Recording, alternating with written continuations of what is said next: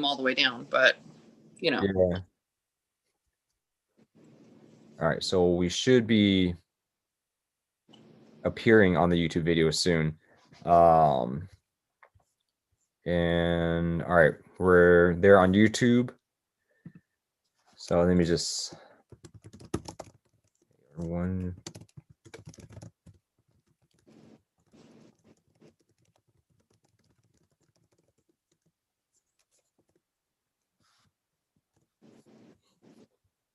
All right.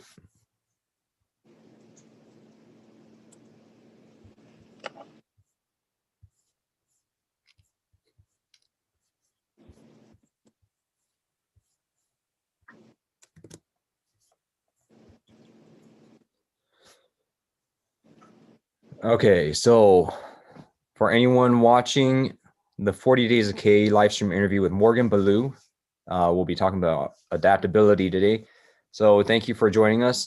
Just want to point out on the right side of this YouTube channel, you should be able to see a little chat box. You can type in comments and questions for Morgan.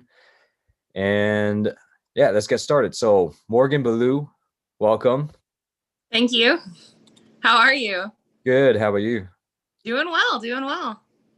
All right. So tell everyone a little bit, where are you right now? What's up with the, your background, your Christmas tree, the artwork, a little bit about yourself. Well, I'm in Tulsa, Oklahoma, so that's fun. My Christmas tree is still up because I have not taken it down yet. On the agenda for today, we'll see if I'm successful or not. Just some bird art because I love birds. Can't go wrong there. Yeah. My new house. Oh yeah, congrats! Because I've been to your house before, or the previous house before, so I actually have not seen this one. Looks like you gotta get a lot of good sunlight. Oh, it does. It has tons of natural light. I love it. Oh, that's great. So I guess we're here to talk about adaptability, and one of the key things, obviously, this past year with the pandemic, but in your life, you've also had to adapt to a lot of different things. The way life has been. But then for you, you've also been able to go and pursue a lot of the things that you enjoy doing. Not just I need to do this. People are telling me to do this, but hey, I want to do this, so I'm going to do this. So I guess what are some things that stood out to you this past year? Oh, wow. So with the pandemic, luckily I'm already kind of an introvert. So the whole staying at home thing hasn't affected me. If anything, it's been, better because self-care is important. And that's also ties into where, you've got to make time to do things that you enjoy, even if your schedule feels excessive or overwhelming. You've got to at least pencil in some self-care time, go on a walk, enjoy walking, paint if you enjoy that. So, being at home all of the time, that definitely gives way to do some of those hobbies that I enjoy. With when it all started, we were still out in the field. I do work as an essential employee. However, they did furlough us. We were scheduled to furlough for a full month. I came back on with the team after 3 weeks, 2 weeks. And then we worked from home for a good month and a half before we were released back out into the field. I'm lucky in that my office is my vehicle. So I have the best view, but I also cover 4 states. So seeing how the pandemic has affected like Louisiana and parts of Texas and Arkansas and Oklahoma, it's been really interesting to see how people adapt and can come to it all, I guess, with the rules and regulations that have been put in place for everyone's safety. Yeah. And I'm kind of interested. You mentioned that you cover 4 states. Coincidentally, it's the same 4 states that I've been covering with hackathons and all that. So I guess we're driving a lot of the same roads. We've probably Yeah, several. maybe high five out the window, right? So I'm kind of Right. curious. When I first started doing all this driving in 2017, I was trying to cover every major campus in these 4 states. For me, I had to adjust in some ways. I also learned some things like, okay, every hour or so, you're going to come across a rest stop or a town. I guess for you, going from staying in Tulsa at home to now you're driving all around. And I understand it's also for a new job. How was that adjustment? Overall, it went fairly easily. There was adjusting to getting up earlier and taking the extra time to get my son ready for daycare and school as well, and breakfast and all that goes with motherhood. Yeah. And then there was also the adjustment of, learning the drive times and how different paved roads react when there's Oh, yeah. water on them. They react with my vehicle. Shortcuts and back roads to get there faster. Yeah, definitely. There was a lot. It was a bit of a learning curve, I guess. I guess you could call it a learning curve. A lot of it's just, subconscious stuff that we don't forwardly think about. But it all comes into play. Yeah. Yeah, because I've told people when they say, "Oh man, what's it like driving in Texas?" I bet it's scary with all the big trucks. I'm like, it's actually not the big trucks that you worry about because they know they can cause a lot of the damage. Mhm. It's the small cars because they don't realize they can also cause damage. They're looking at the big trucks thinking, "Oh, that's fine. I'll weave in and out." And you're just like, "Did you just go 200 on I-35? Right. No blinkers, and what are you doing?" And the trucks are trying their best to not destroy the whole state. So they actually will drive slower and more carefully a lot of times. So I think that's one adjustment that a lot of us, we hit the road, we think it's going to be this way, but then it's not.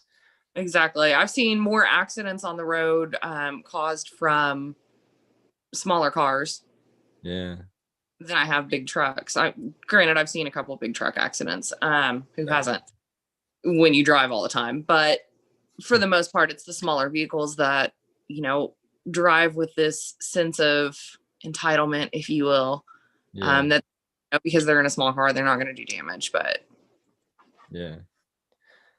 Well, I think one key thing we can point out with adaptability is someone needs to offer frequent driver miles for us because we're not yeah, flying around, but we need these miles, gas station absolutely. loyalty or something. I don't know.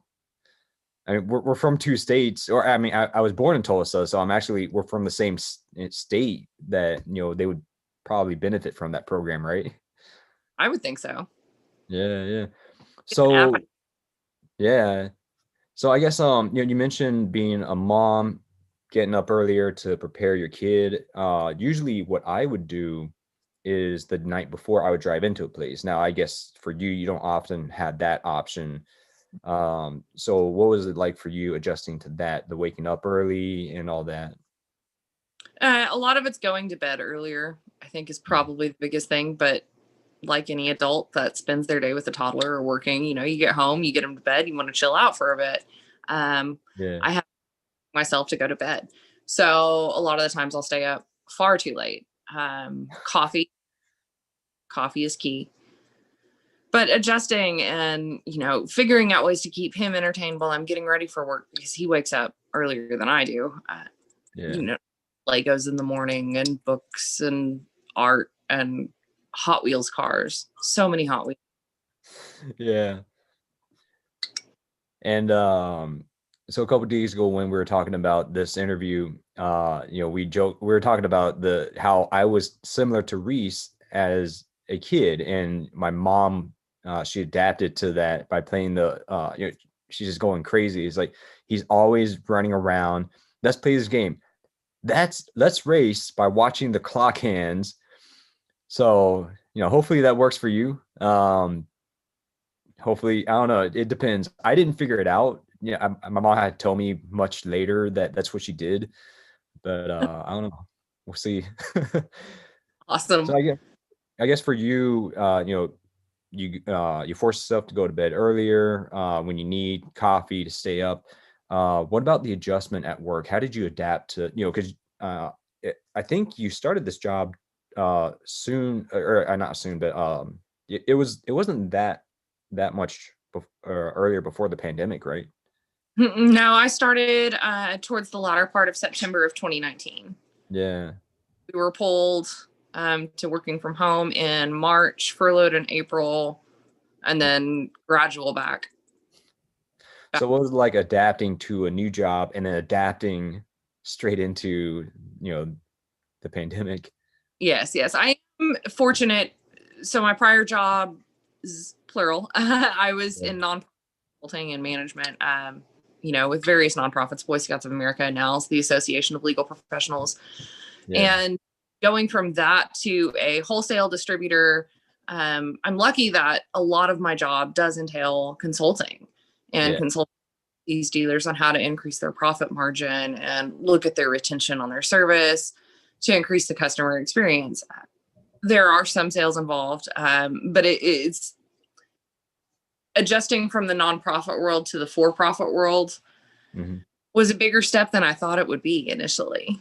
I'm fortunate that it wasn't like a complete 180. There were some similar, but what would you say was one of the biggest adaptation you had to do? Just the learning curve. There's a lot of details and laws and regulations that go on. When you're looking at consumer tires, for instance, the DOT number that's printed on the sidewall of the tire, that code can tell you what factory it was made in, what factory it was made in, the week and year that the tire was made. So say there's a recall on a tire, you have to be able to know which information to look at to determine whether that tire is an affected tire or not. People have to register. It just goes on. So it was a big learning curve from the normal administrative nonprofit world to learning the ins and outs, the rules and regulations, and how it applies to my job. Yeah. And I feel like a lot of people have the idea that a business is just a business, which in some ways, yeah. But at the same time, some things like you mentioned, the paperwork, you have a recall, where's this tire from? That is where sometimes you start to see, oh, okay, this is wildly different. And one thing I think for me, adapting to, I started a nonprofit to do all these hackathons, and I started some LLCs for other purposes, and finding out that an LLC is a lot easier to set up and just get started. But then a lot of compliance is a lot harder, which I was surprised. I figured a nonprofit would have more compliance, but what happens is with the nonprofit, because you have to follow state by state. So a lot of times to become valid in a different state, you already have to handle the compliance in some way. And then from the start, you understand with the IRS looking down on you saying, what are you doing? You already hone yourself to a higher degree of compliance. So that was really interesting just to find out. And, that's how business is, I guess. So, obviously before the pandemic, before being a mom and stuff, you also had to, you've had a lot of experiences with adapting to things, I guess, what were some defining moments that led to you being able to handle the past, say, year and a half? Well, a lot of it has to do with the way I was raised.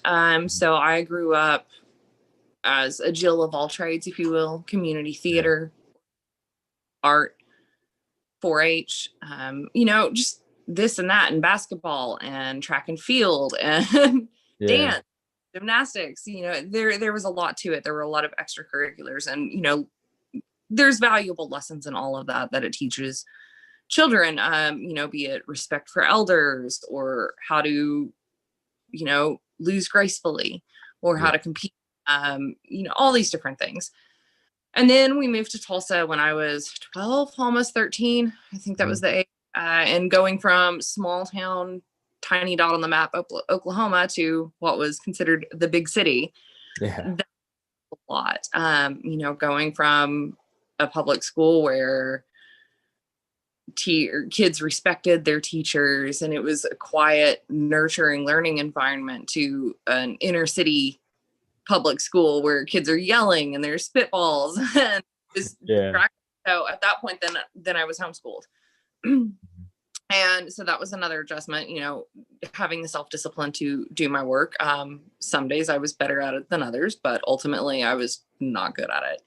Not back then. Then I got involved in the music industry. I was touring as a guitar tech and a sound engineer at age 17. I've had the opportunity and wonderful experience to tour with some very well-known bands, including Grammy award-winning artists. Oh, Then wow. I back. So that world and that career that I was building for myself came to a screeching halt because I was no longer able to do the things that I used to be able to do physically. Yeah. So it was back to the drawing board, readapt. That's what led me into administrative work, which ultimately led me into the nonprofit world. Mm-hmm. I married in 2011. That was a terrible choice. And, I had a lot of adapting after that as well. Anytime someone has to come up with an exit strategy and plan and calculate to get out of an abusive relationship and in an abusive situation, luckily mine was not physical, I will say that.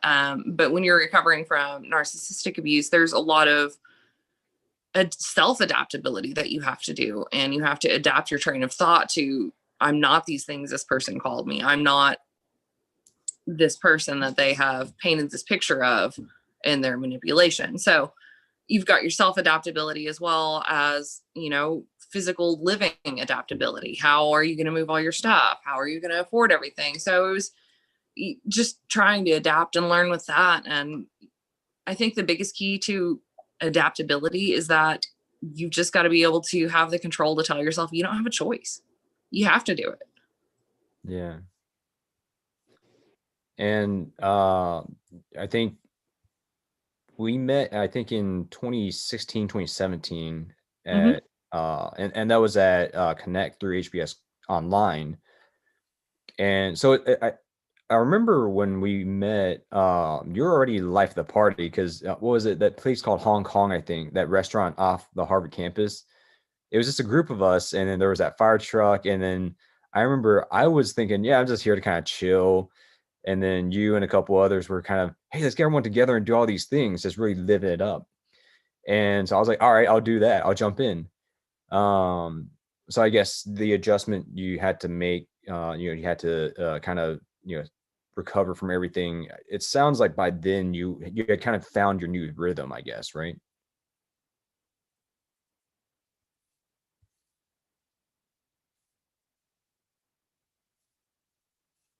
Oh, Okay, I'm back. I don't know what there happened. we It are. froze like mid sentence right after saying Hong Kong and the fire truck, and then it kicked me off. All right. Yeah. So I was saying what I remember is we met, 2016 or 2017, and a group of us were at that restaurant called Hong Kong. And I was thinking, yeah, well, we're probably gonna chill, and tomorrow is all the Connect stuff. And you and a group were saying, hey, everyone, let's live it up, let's enjoy stuff. And I was like, all right, let's do it. So, my impression is, and obviously I didn't know you that well yet, but my impression is by then you had already found a new rhythm, recovering from everything and kind of saying, all right, what's my new direction in life? Would you say that was the case, or were you still kind of adapting to something? I mean, you're constantly adapting in Yeah. one way or another. There's a lot of life that the only thing that you can control in life is yourself. Hmm. So, you got all these external influences, situations, people, all that stuff. You're constantly adapting, be it in a good way or a bad way. For the most part, I had done mentally what I needed to do to move past that at that point. Hmm. That was a few years out. I felt accomplished, being able to participate in HBS online and the former MOOCs that I've also taken and done. And I mean, it's a spur of the moment thing. You've got to adapt. I'm with all these people that had only been like a little picture online that we talked Yeah. regret and everything else with, and collectively lost our minds at 4 a.m. for a few weeks. So why not live in the moment? Yeah. Yeah. Because I think one of the funniest things to me was, um, we're all up late, or I guess not all of us, but a lot of us were up late. We're having fun at Hong Kong. Out of nowhere, here's this fire truck. We're taking pictures and selfies. And I mean, that was a few years ago, so I don't remember everything, but I do remember, we still were kind of all going around for a bit. And then at some point, we were all kind of out near, I can never say it right, Faneuil Hall or something. Some hot dog stands, and some people are saying, "Oh, let's go to a nightclub," and someone's saying, "Well, yeah, but it's 2 a.m. We got stuff tomorrow. And regardless of who went to bed at what time, you walk into the reception for breakfast at 8 and everyone's there. And just like, well, I don't know if you stayed up all night or if you went to sleep, but here we are. And I guess, I remember you actually did go to sleep. But as like you said, taking advantage and adapting, there's always something going on. Mm-hmm. I guess, what classes did you take through HBS online? I did core. Okay. And when did you do that cohort? June 2016 cohort. Okay. Yeah, because I think I was September 2015, and I think that was the first one they opened up to everyone. Either that or the first one that had houses. No, I think we were the second one where they opened up to everyone, but the first one that was so big they split us into houses. And I remember I was in Hamilton. So then you're pretty early in the process, I guess. For you, how'd you hear about it? And when you heard about it, what made you decide to take it? Well, a big step in like when I really decided that I needed to get it together, and it was post divorce, and leading up to that divorce, edX had launched, Mm-hmm. and the world of MOOCs was really starting to come about, and I was super excited about the Justice course with Michael Sandel available on edX from Harvard professor. Yeah. So I went on there and I tried it, and I remember him saying to me, "Why bother? You're just going to fail it like you do everything else." Oh, Now, wow. yeah, that hurt. And it still kind of hurts when I think about that. But at the same time, it motivated me. I was like, well, I'm going to prove him wrong because. So I did it and I took the course, and that just lit a fire underneath me. Since then, I did several other moves, and periodically, a couple times a year, I'll search online, what online courses are out there, what's available. And, of course, now there's thousands and thousands the way it's grown. But back then, the choices were limited. edX, Coursera, blah, blah, blah. So it just kind of snowballed.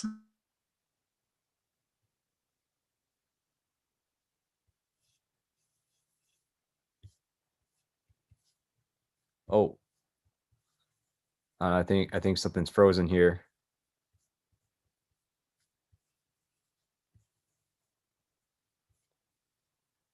Sorry about that, everyone. Let's see.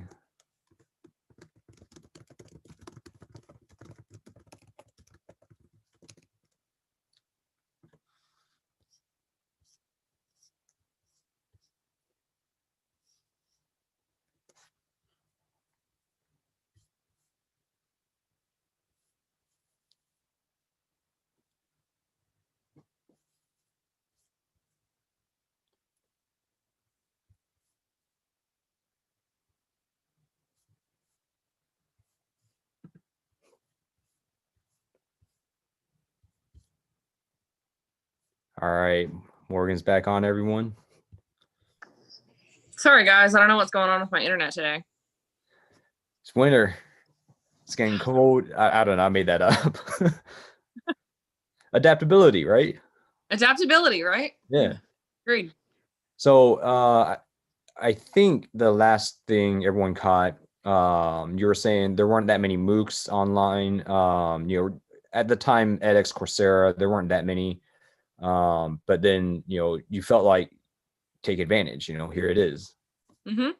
So then, I stumbled upon HBS Online offering and core and figured why not apply? The worst they can do is tell me no. I was brutally honest on my application and completely elated when I got that acceptance letter. I bawled.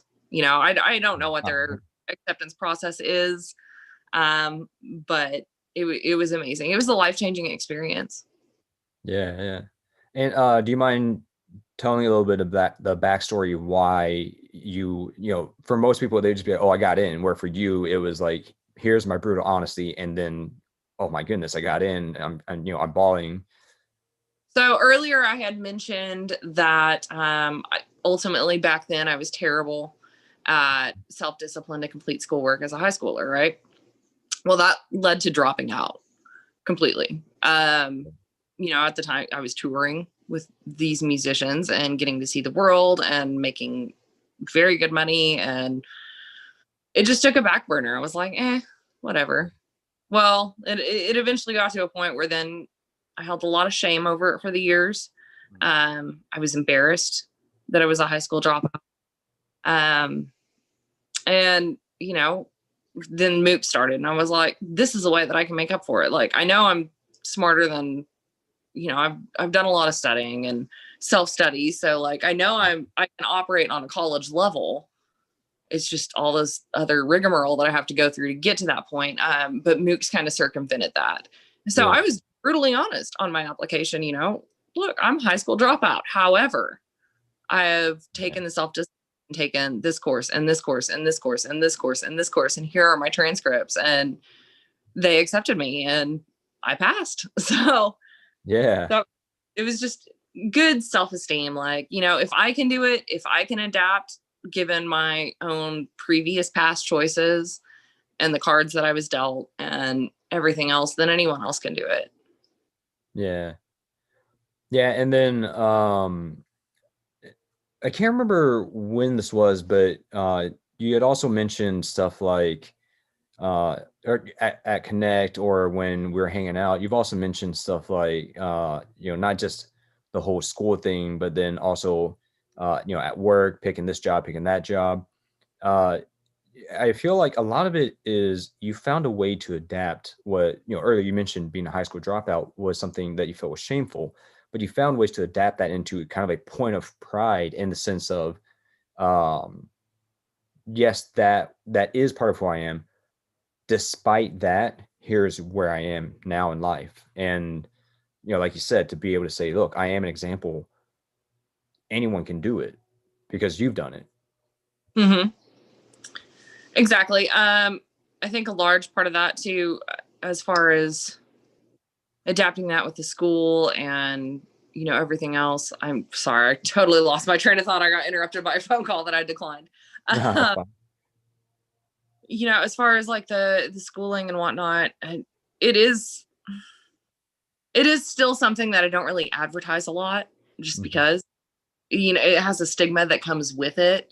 But at the same time, as far as picking jobs, it's, I prefer a challenge. If I'm stuck in some place of employment or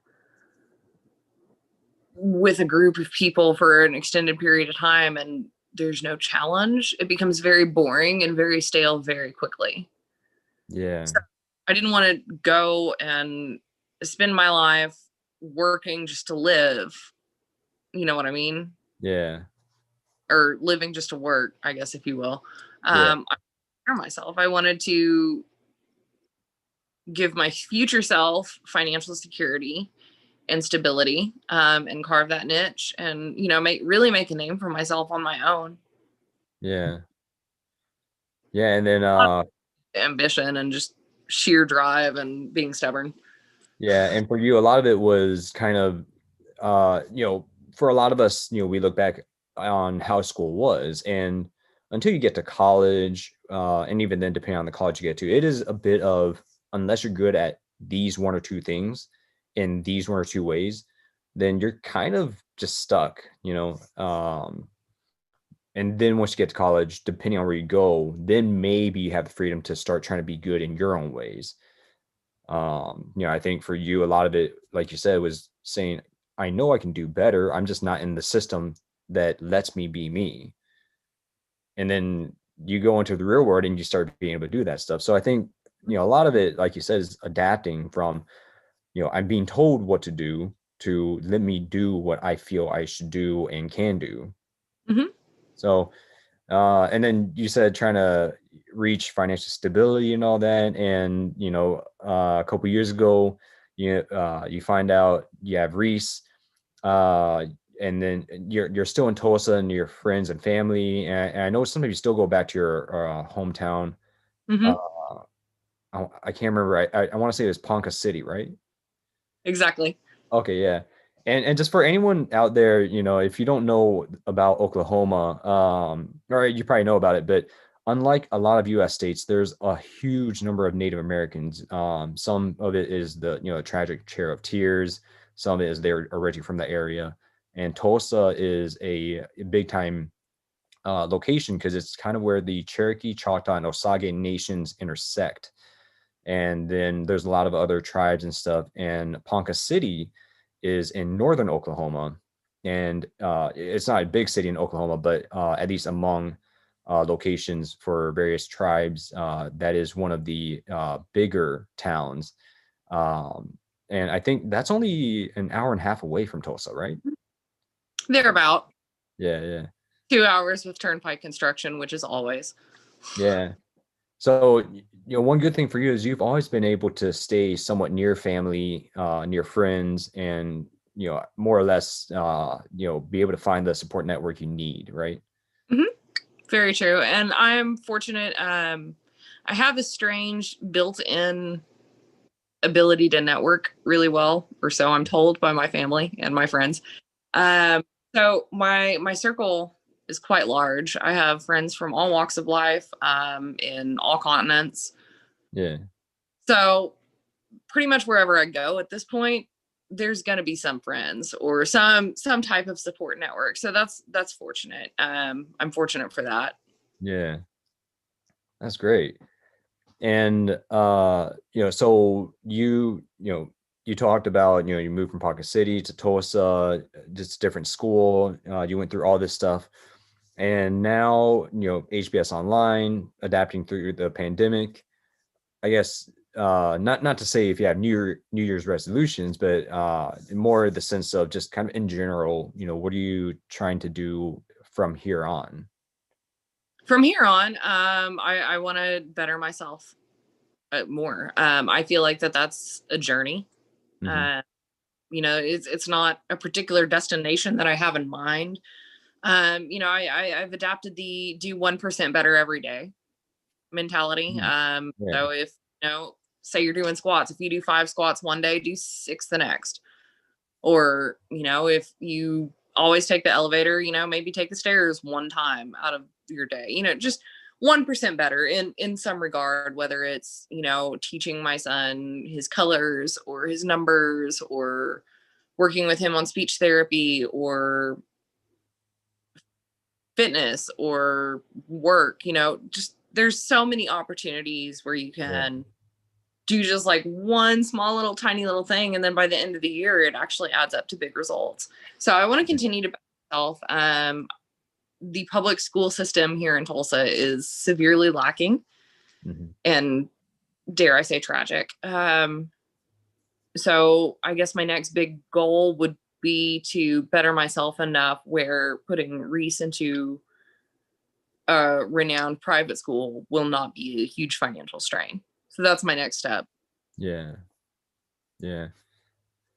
And for you talking about impacting others, such as Reese, and you mentioned, just kind of for the generic person out there to say, hey, look, I am an example of how you can make it too, whether you're a high school dropout or, there's another person, but there are ways to find what you're trying to get in life. Would you say there are other ways that you're trying to impact others, or would that actually be the primary way you want to impact others? Honestly, I want to impact others with, obviously you can do anything you set your mind to. I'm a firm believer in that. That was drilled into my brain as a small child. So that, but also kindness, to be kind. In Yeah. the world, a lot of unkind in it. And I don't think you can get very far just walking around being a general, for lack of a better term, ass. Yeah. You've got to be kind. So that's how I want to certainly impact Reese. Teach him to be kind and loving, and to do the right thing. Yeah. And that can apply to external things. How you interact at work. That can apply to how you interact with your friends and family. That can apply to yourself, to do the right thing. So if you're stuck trying to further yourself on that journey of life or whatever, take a Yeah. step back, look at what you need to do, and do the right thing to move past that rut. So, Yeah. All right. And I'd like to point out there's been a couple comments. There's one, so if you can guess the person from the screen name, which I think me and you might know who this person is, but Dr. Richard 100. hey, Yeah. So yeah, the person says, "Yay, Morgan." I'm guessing we know which Richard this is. yes, Great guy. Uh, and then there's also Sebastian Lindsay, who said, "Interesting story. We love you, Morgan." Uh, uh, yeah. So anyone who wants to leave more comments or questions for Morgan, feel free to do that. Type it into the chat. We'll be sure to check that. And so clearly you have some friends and supporters, and despite me not scheduling this further out, the fact that they're able to show up, obviously, we'll make sure, send you a link you can pass on to more friends and family. But at the least, even on such short notice, you have people who are showing up for you. I think that speaks volumes to the impact you have on their lives. thank But you. then, while we're still here, I'd like to kind of turn it around. They're showing you thanks in some way. Who is there you would like to thank in your life? Literally everyone from HBS, Yeah. all of my, all those from other cohorts like you, certainly the professors. I mean, that was a pivotal moment in my life and life changing. You know, my mom for the way she raised me, my family, my friends, Reese, because he pushed me to really continue that journey when I was kind of stuck in a rut. Mm, Before he came along, it made me push myself further because I wanted to be the best that I could for him. Does that yeah. make sense? Yeah. So, they say kids save your life in a lot of ways, and yeah, I kind of see that. I just, I just, there's so many people to thank. Just thank you, everyone, from the bottom of my heart for the opportunities and for the chances you've given me. Yeah. And I'm not sure how much Reese can understand quite yet, but is there anything you'd like to record now and maybe in a few years play it back for him to see? um, hmm. Quit wiping your boogers on me. That actually is a very important thing. If he's still wiping them on you in a few years, it's definitely time to play this back and say, "Look, you're going into kindergarten. Stop it." No, just I love you, Reese, and you're always going to be amazing. So always do your best because that's all you can do on any given day. Great words from a great woman. Oh, And yeah, I think the past few years knowing you, like I said, I don't even remember if it was 2016 or 2017 or I don't know. It was some year, but um, finding out, we're from Oklahoma. We grew up in somewhat similar ways, although I had moved away. But even then, for us, it was a bit of, you move away and then this happens. Um, you know, like I said, something that always stood out to me was you were really good at coming out and saying, "I'm going to be the life of the party," but not just for myself, but just, "Hey, everyone, let's all pump some life into whatever's going on." And where I tend to be a little more or kind of chill and just, "Yeah, oh, yeah, hey, we'll do whatever." You're like, "Hey, let's take advantage." So, I think I'm sure other people have definitely, you've impacted them in that way. I'm sure others like Sasha. I'm trying to think who else was there when we took the picture of the fire truck, but oh no, but I can't get that random guy in the background, his face. oh yeah, yeah. And yeah, it wasn't someone we knew. He just happened to be there. What did you with us? But yeah, Maybe I'm thinking of a different because I know there's a big group of us in front of the fire truck. So I guess I'm thinking of a different person in the background because I do remember there was one that where it's like, "Wait, who is that? I don't know," but he's just in every picture, and it's like, well, none of us know him, and he wasn't with us at dinner, so he probably was just someone else, I guess. I don't know, but yeah, yeah, I think it's just uh, it's just amazing that known each other the past few years. And even though I would say at the least probably the the 17 to 24-ish part of life was very different from me and you. I would say in ways we were on very opposite trajectories starting off, and then it ended Mhm. on very opposite trajectories, because I feel like my life at that time was kind of going backwards. But then, for both of us to kind of be able to say, okay, in different ways, we figured out how to right the ship and keep moving forward. Mhm. Um, in fact, so I made a mistake. I actually thought Sebastian Lindsay was someone you knew, and maybe you do, but Sebastian's saying in the comment, they're also a former high school dropout and then did HBS online. Hey, high five.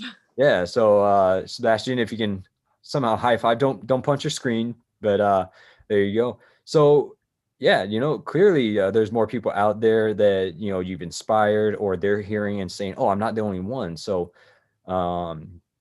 obviously this is about you, not about me. So I'll tell my story some other time. But I think suffice to say, this is more common than probably a lot of us realize. Because I know we also have a lot of classmates coming in from places like India, Pakistan, Russia. Mhm. Just probably I don't know if there's a single country that doesn't have someone that's gone through this program at some point, but hopefully they all feel inspired by your example. They all see, in the background what you've achieved, and they can see, all right, it's still possible. Mhm. So, It is. uh, I mean, yeah, anything is possible. It's just, you know, when you feel stuck or you feel like you're not where you want to be, set your sights on what direction you want to do and get the motivation to get up and just do it. What's the yeah, worst someone? Oh, yeah, okay, for your opinion, but like, just keep doing it. yeah, It comes down to drive and adapting to things as they change around you as you continue to better yourself, because things are always going to change, be it good or bad. It's always going to change. And the only thing that you can control is yourself. So it's knowing that and accepting that and then adapting and continuing to push forward. yeah.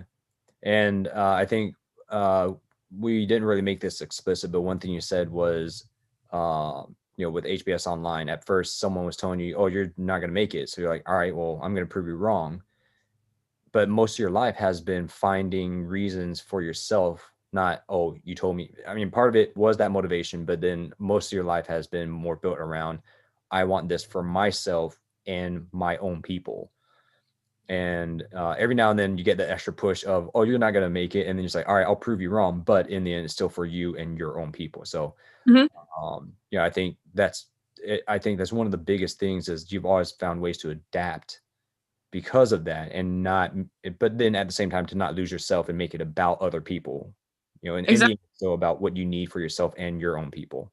If you make everything in life about other people, you're not gonna succeed in accomplishing what you want to accomplish. Like, you've got to be true. Yeah. All right. Well, Morgan, thank you so much for your time. Thank you for telling these You stories.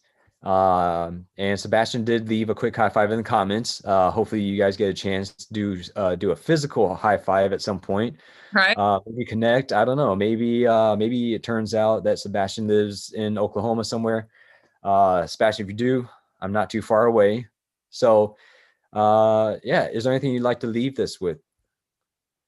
Thank you so much for your all's time and inviting me to do this. This is awesome. Yeah, thank you And for coming on. keep going, guys. Like, we're almost starting to see the end of the on the pandemic. So hopefully soon everything will go back to normal, and just keep adapting, keep growing, keep pushing forward. Yeah, yeah, everyone hang in there. If anyone has more questions for Morgan, we'll try to invite her back to future episodes. You can also find her in our HBS Online Networking Facebook group. If you can't find it, just email HBS Online Support at hbs.edu. We'll add a little bit of contact information in the video description. But other than that, thank you everyone for watching, whether it's live or through the replay. Definitely feel free to leave more comments for Morgan, just show her some more love. And we hope to see you, well, usually next week, but an hour or so from now, we will have someone else on talking about the artist community in Houston. So feel free to tune into that one, or come back every Saturday, usually 1 p.m. Central Time, and we'll be interviewing more people, more classmates, and we'll try to get Morgan on again. All right. Awesome.